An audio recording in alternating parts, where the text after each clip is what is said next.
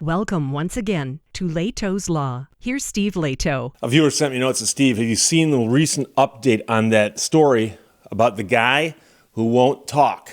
And he's in jail. He's been jailed for his refusal to cooperate with the court and other people. And therefore, he's just sitting in jail. And he's been there for some time, and it's been an update. So the person who sent this to me goes by the first initial of R.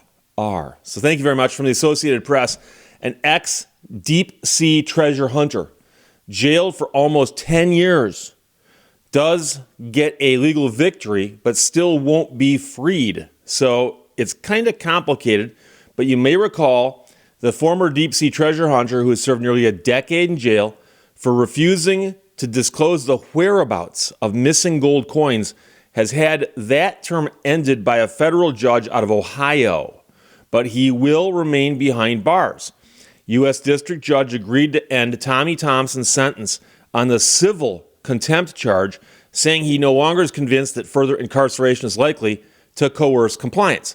The guy's been sitting in jail, and he claims to not know or not remember what he's being asked. But he also, this is the judge, ordered that the scientist immediately start serving a 2-year sentence he received for a related criminal contempt charge, a term that was delayed when the civil contempt term was imposed. So he's been held on a contempt charge since December 15th, 2015. So this December will be 10 years. He's also incurred a daily fine of $1,000 per day. The judge assessed Thompson's total civil contempt fine for $3.3 million. Okay? Thompson's case dates to his discovery of the SS Central America, which they nicknamed the Ship of Gold, and he found that ship in 1988.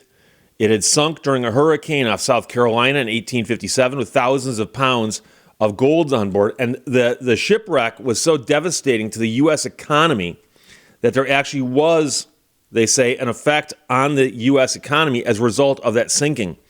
So what happened then was, he did research, he figured out where he thought it was, he needed money to go get it because it was really, really deep.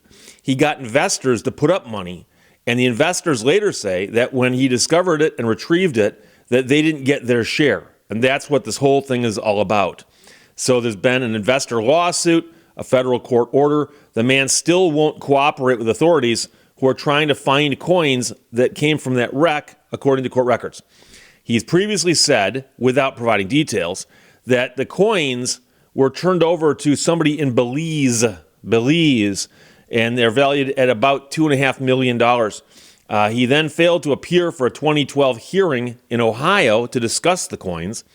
U.S. Marshals tracked him to Florida in 2015 and arrested him. He pleaded guilty in April of 2015 to skipping that hearing and was given a 2-year prison sentence. Now, federal law generally limits jail time for contempt of court to 18 months. But a federal appeals court in 2019 said that the law does not apply to him because his refusal to talk violated conditions of a plea agreement. So it's not exactly the same thing here. So they've been going back and forth about this. And the crazy part is I remember when parts of this story took place, because when they found the SS Central America, there were a lot of coins and gold on board, which they recovered using, remote robot type things. And I mean, they actually recovered a lot of it. I remember they actually sold some of it off. I remember seeing it at coin shows where they had some of the coins that were authenticated as coming from this shipwreck that you could buy. But the investors are saying that there was more that he didn't turn over. So he creates a patent for a submarine, but he can't remember where he put the loot, the judge said during a 2017 hearing. And here's the thing. The man now claims that he's got an issue with his memory, and he literally doesn't know how to answer the questions. To which he responded, "Your Honor, I don't know if we've gone over this road before or not, but I don't know the whereabouts of the gold. I feel like I don't have the keys to my freedom." So the man says he suffers from a rare form of chronic fatigue syndrome that's created problems with his short-term memory. He's previously said that he turned the coins over to somebody, but he doesn't know who that is or whatever, and blah, blah, blah. So as you can imagine, the investors here who put up the money so the guy could find this ship and recover stuff off of it all those years ago. The investors would like to get their money back or the fruits of their money back. And everyone knows that this guy was the last guy to have the stuff that we know of. He says, well, I gave it to somebody else. I'm not quite sure where it is.